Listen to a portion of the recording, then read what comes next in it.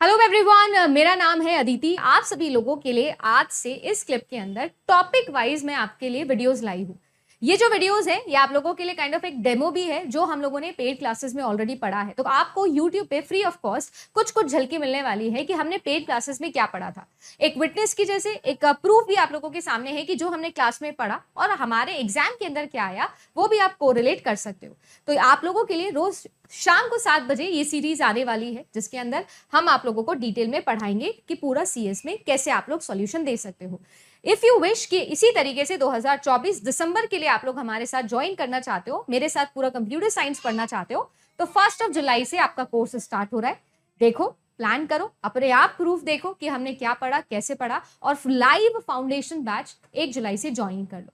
Join करने के लिए जेआरएफ अड्डा एप्लीकेशन आप डाउनलोड कर सकते हो, नंबर आपके पास में है। ये सभी चीजें आप लोगों को इसके अंदर मिलेगी, स्पेशली स्टडी प्लानर, पूरे 6 महीने का मेरा लेसन प्लान और आपको कब क्या रिवाइज करना है, दोनों शीट्स आप लोगों को मिलने वाली है।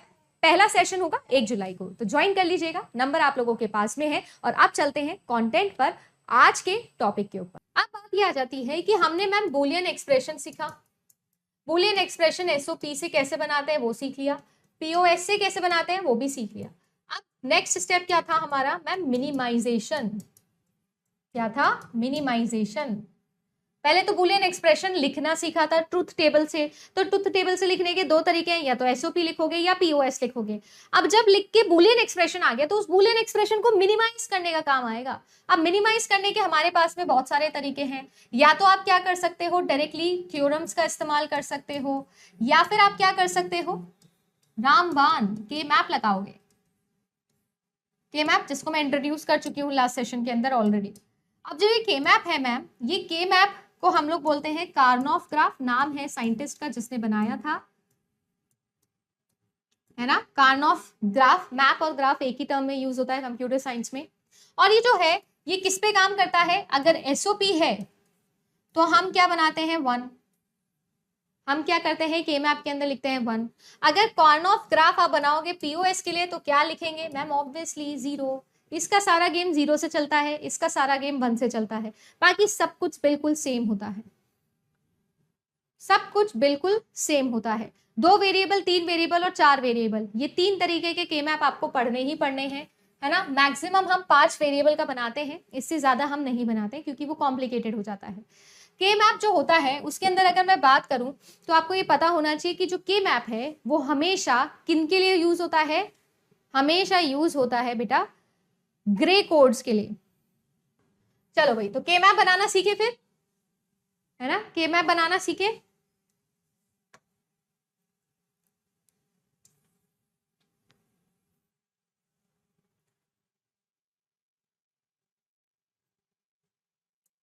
चलिए जी, देखो ये आपके पास में जो के मैप है ये मैं बना रही हूं कि अगर मेरे पास में क्या हो, 3 वेरिएबल हो, 3 वेरिएबल का के मैप अगर मुझे बनाना हो तो कैसे के मैप बनेगा ये मैं सीख रही हूँ, ठीक है। 3 वेरिएबल, जैसे फॉर एग्जाम्पल मेरे पास में है ए, बी और सी, तीनों ही स्मॉल में लिख देती हूँ, ए है, बी है और सी है, 3 वेरिएबल है मेरे पास में, है ना। उनके साथ में अगर मुझे के मैप बनाना है तो इट डिपेंड्स कि आप क्या कर सकते हो। आप यहां पर हम एक्चुअली में इसको इस तरीके से डिवाइड करते हैं, देखो 2 पार्ट्स में डिवाइड करते हैं।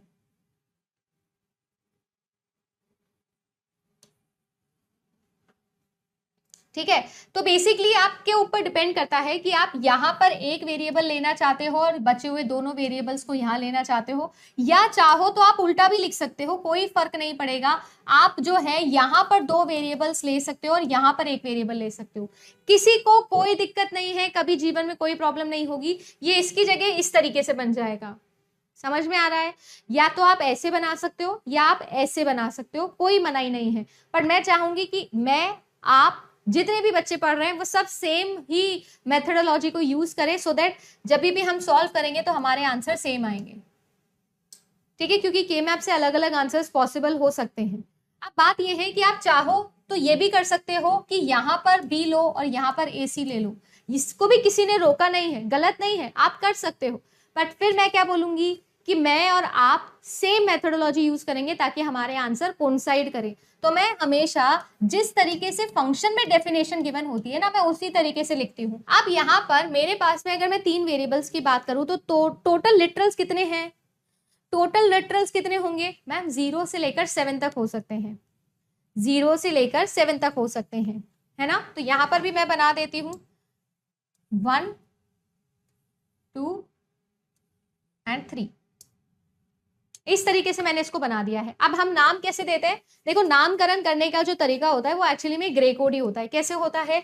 0 1 2 एंड 3 4 5 6 एंड 7। ये हमेशा याद रखेंगे, ये हमेशा याद रखेंगे कि ऐसे ही है। अब आप बोलोगे कि मैम क्यों याद रखना, ये नहीं समझ में आता हमको। आज तक जीवन में ये समझ नहीं आया कि ये कहाँ से आया है। देखो, ये होता है 0 0, ये होता है 0 1, और अब यहाँ पर अगर मैं लिख दूंगी 1 1 तब तो चलेगा, बट अगर यहाँ पर मैंने लिख दिया 1 0 तो नहीं चलेगा, तो नहीं चलेगा। क्यों नहीं चलेगा मैम? इसलिए नहीं चलेगा बेटा क्योंकि ये ग्रे कोड्स हैं, और ग्रे कोड का मतलब ही होता है कि हमेशा एक ही बिट का डिफरेंस होगा। ये मैंने लास्ट सेशन में भी समझाया था। अगर यहाँ पर मैंने 0 1 के बाद में 1 0 लिख दिया तो ये भी चेंज हुआ है बिट और ये भी बिट चेंज हुए हैं, 2 बिट चेंज हुए हैं, और अगर 2 बिट चेंज हो गए तो वो ग्रे कोड की प्रॉपर्टी में नहीं आता है। सो देयरफॉर इसीलिए यहाँ पर 1 1 लिखती हूँ। क्यों? ये 1 तो सेम है, ये वाला 0 1 हो गया है, एंड देयरफॉर 1 1 को क्या लिखते हो डेसिमल में? 3। तो इस बॉक्स का नाम ही क्या हो गया? 3 क्यों हो गया? आई होप समझ में आया होगा। ठीक है, अब ये क्या होगा? 1 0। इसको तो हम 0 बोलेंगे और इसको हम बोलेंगे 1। अब पढ़ते हैं कैसे मैम? पढ़ते हैं, देखो हम ABC पढ़ रहे थे, पढ़ के देखना। 1 0 0 कितना होता है? 4। देखो इसका नाम 4 है। 1 0 एंड 1, इस बॉक्स का 1 0 एंड 1, देखो इसका नाम क्या है मैम? 5 है। कोई दिक्कत? तो के मैप कैसे बनता है वो मैंने आपको सिखा दिया, कैसे मार्किंग करनी है। अब आप बोलोगे कि मैम इतना इंपॉर्टेंट क्यों है ये बॉक्स का नाम याद रखना, सही तरीके से भरना? आपका सारा गेम इसी पे डिपेंड करता है, कंस्ट्रक्शन ऑफ द के मैप पे, क्योंकि उसके बाद तो कुछ भी नहीं है। जो जो आपके, जैसे फॉर एग्जाम्पल मैं आप लोगों को सिग्मा एम जो है वो दे दूं 0 2 3 और 6, मैंने दे दिया 0 2 3 एंड 6, बना दो।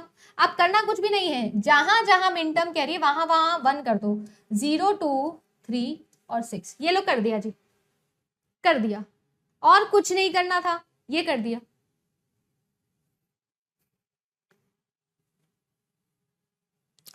समझ में आया क्या कि कैसे मैं मार्किंग कर रही हूं? अब करना कुछ भी नहीं था। अब आप चाहो ना, आप चाहो ना तो ये भी कर सकते हो। मैं आपको एक चीज बताऊं, आप चाहो तो ये भी कर सकते थे 0 0 0 एंड 0, कुछ भी गलत नहीं है इसके अंदर। 1 मिन टर्म्स की जगह कर दिया, और जहां जहां मिन टर्म नहीं वहां वहां मैक्स टर्म होगी। न्यूट्रल फंक्शंस की बात हो रही है, तो जहां जहां मेरे पास में मैक्स टर्म वहां वहां पर मैं 0 लिख दूंगी। ये लो लिख दिया। कोई गलती है क्या इसमें? कोई गलती नहीं है इसके अंदर। This is all correct, nothing is wrong. चाहो तो 1 लिख दो, चाहो तो 0 लिख दो। एसओपी बना रहे हो तो 0 लिखोगे। अब मैं इस फंक्शन के लिए क्या करूंगी? ग्रुपिंग करूंगी। क्या करेंगे हम इसके लिए? ग्रुपिंग करेंगे। अब के मैप की ग्रुपिंग मेन चीज है। पहले तो कंस्ट्रक्शन बना लिया, कंस्ट्रक्शन कर लिया, आई मीन कंस्ट्रक्ट कर लिया के मैप। अब ग्रुपिंग की बारी आती है। अब ग्रुपिंग के अंदर होते हैं 2 टर्म्स, एक तो होता है प्राइम इम्प्लीकेंट और एक होता है एसेंशियल प्राइम इम्प्लीकेंट।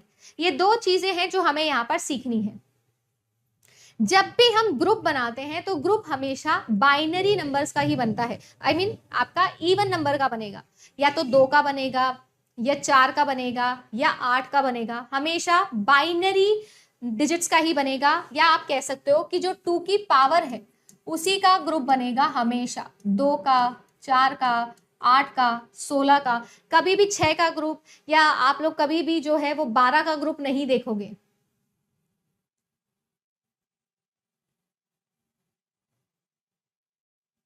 कभी भी क्या नहीं देखोगे? 12 का ग्रुप या 10 का ग्रुप ऐसे नहीं देखोगे। हमेशा 2 की पावर के ही ग्रुप बनते हैं। अब जो ग्रुप है वो आपको इस तरीके से बनाने हैं सो दैट एक ही ग्रुप में मैक्सिमम नंबर ऑफ मिन टर्म्स कवर हो जाए। हमारा काम क्या है? हमारा काम ये है कि जितना बड़ा से बड़ा ग्रुप बनाया जा सकता है उतने बड़े से बड़े ग्रुप बनाएंगे हम कभी भी छोटा ग्रुप नहीं, बड़ा ग्रुप बनाने की सोचेंगे। जितना बड़ा ग्रुप उतना छोटा मिनटर्म का डेफिनेशन, जितनी छोटी मिनटर्म की डेफिनेशन उतना मिनिमाइज आपके पास में क्या आएगा, बूलियन एक्सप्रेशन आएगा। ये रूल है किसका, के मैप का। समझ में आया क्या बोल रही हूं।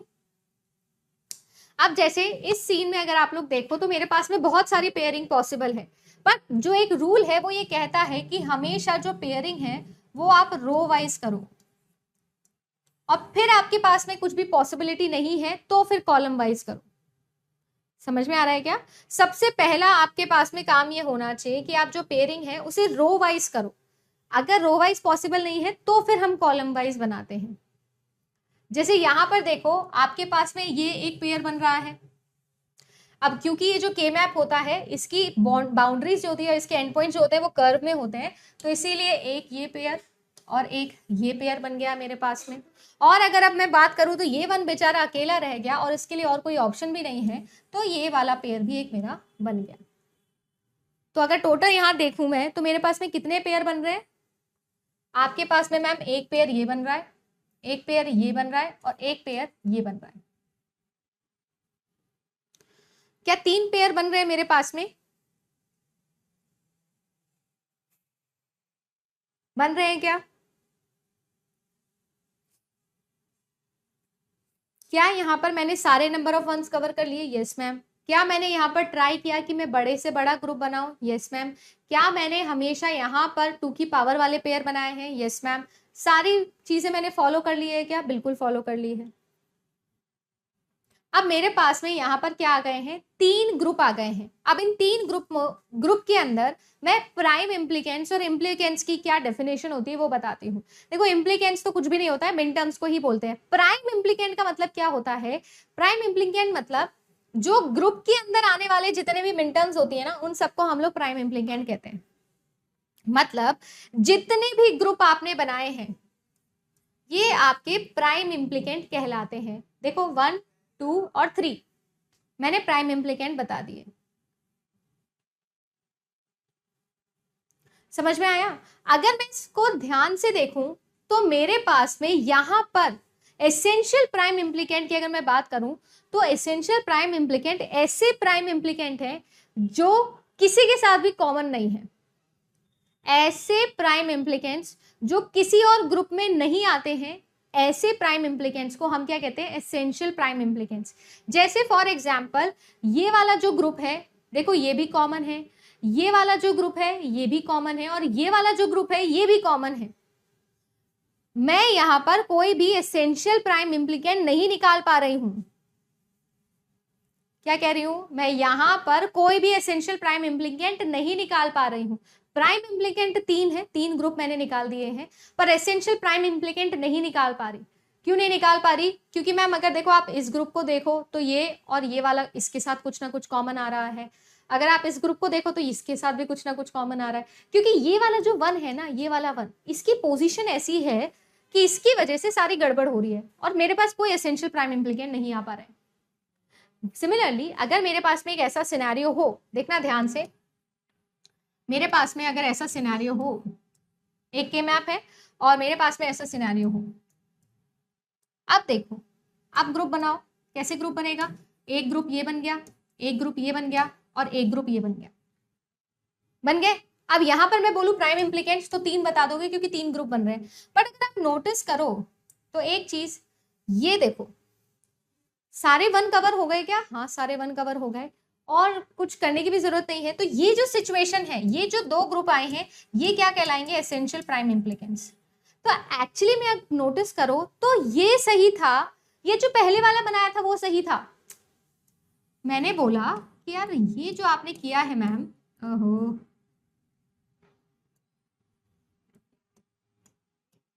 यहां पर मैम आपने ये बनाए थे और ये भी बना दिया था।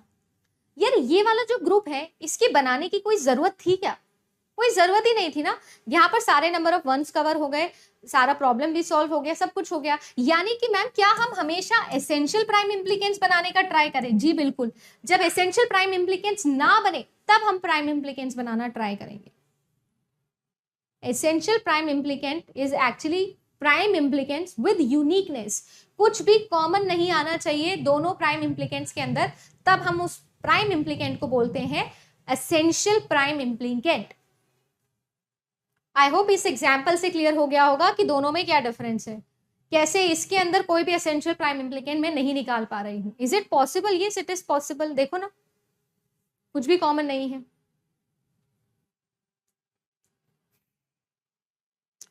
एसेंशियल प्राइम इम्प्लीकेंट ग्रुप क्या होता है, प्राइम इम्प्लीकेंट ग्रुप क्या होता है, ग्रुपिंग कैसे होती है, ये सारी चीजें हमने सीख ली है। अगर ये सारी चीजें सीख ली है तो अब हम लोग नॉमेनक्लेचर भी सीख लेते हैं। अगर आप लोगों से एग्जाम के अंदर क्या पूछा जाए कि बताओ इसकी डेफिनेशन क्या है, तो देखो हम कैसे ढूंढते हैं। ग्रुप नंबर 1 की बात हो रही है, ग्रुप नंबर 1 को मैं कैसे लिख सकती हूँ। देखो ये ग्रुप के अंदर क्या कॉमन आ रहा है, देखो कॉमन आ रहा है मैम ये 1 मतलब बी लिख दे, और बी किस फॉर्म में, 1 के फॉर्म में, यानी बार नहीं आएगा। और ये कौन सी रो को बिलोंग करता है, ये ए के बार को बिलोंग करता है। लिख दिया भैया, लिख दिया, चलो ठीक है। आगे देखो ग्रुप नंबर 2 की बात कर रही हूं। अगर आप इसमें नोटिस करो तो मैम कुछ भी कॉमन नहीं है, रो में कॉलम में कुछ भी कॉमन नहीं आ रहा है, रो में कुछ भी कॉमन नहीं आ रहा है। कॉलम देखो कौन सा है, कॉलम है 1 0 का मतलब क्या होता है, बी सी का बार। ये वाला कॉलम है ना, ऊपर बी सी लिखे हुए हैं मैंने, जैसे कि this is B bar C bar, this is B bar C, this is B C and this is B C bar, this is A का bar and this is A. आप मुझे बताएंगे कौन, ग्रुप नंबर 3। जो group number 3 है वो सबसे मजेदार और सबसे बढ़िया होता है। अगर आप नोटिस करो तो ये वाला और ये वाला, इन दोनों में कॉमन ढूंढना है, और इन दोनों में कॉमन है सी का बार, और किसके साथ में है, ये ए के बार के साथ में है। तो ये क्या है, ये आपका मिनिमाइज्ड एक्सप्रेशन आ गया इसका, मिनिमाइज्ड एक्सप्रेशन आ गया है मेरे पास में इस के मैप का। रैंडमली लिए थी चीजें तो रैंडम ही आ सकता है,